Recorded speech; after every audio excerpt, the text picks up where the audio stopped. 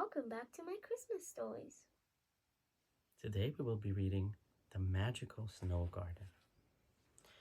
Far away, where snowflakes twinkled, lived a little penguin called Wellington.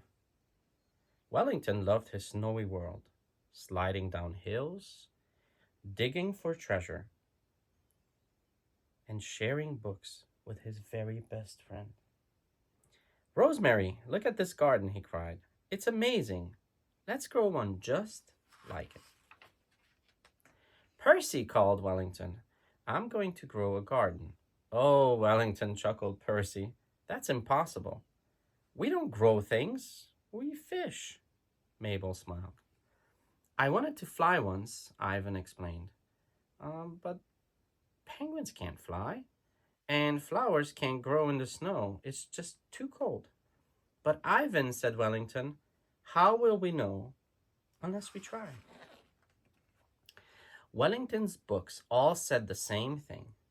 To grow flowers, he needs seeds. But there weren't any seeds in their snowy white world. Not one. There must be a way, Rosemary chirped as they shared a cookie. Wellington looked at the shiny blue wrapper. With a fold here and there, it was just like a tulip, cried Wellington. I can make a garden instead. So Wellington filled his biggest net with things to make his garden. Wrappers, buttons, pieces of Ivan's old clocks, and pearly white seashells that Rosemary had given him. For days Wellington raced around, folding and twirling, glittering and gluing, digging and planting until, ta-da!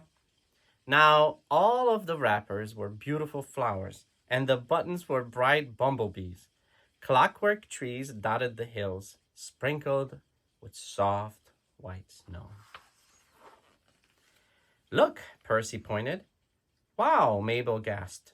He's done it, Ivan smiled. Wellington's made a magical snow garden, they cried. But the garden had no wall to keep out the wind. And that very night a storm blew in. It whipped and whirled and roared, whoosh, and Wellington's garden was blown away. Every last petal. This time, Wellington's friends helped to make his wonderful new garden. Percy built a wall to keep out the wind. Mabel made a beautiful fountain, and Ivan's trees had clockwork birds that sang. Then Rosemary flew off to tell the world about their friend's amazing garden.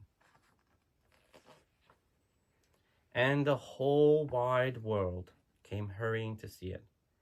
There were bright pink flamingos, koalas and camels, and elephants with trumpeting trunks. There were zebras, giraffes, and bouncing kangaroos. Wow, Wellington gasped. Wellington, called Ivan, you were right. You never know what you can do until you try. Hooray for Wellington, everyone cheered, and his magical garden in the snow. Thank you for listening to my Christmas story. Don't forget to subscribe, and I'll see you soon, friends.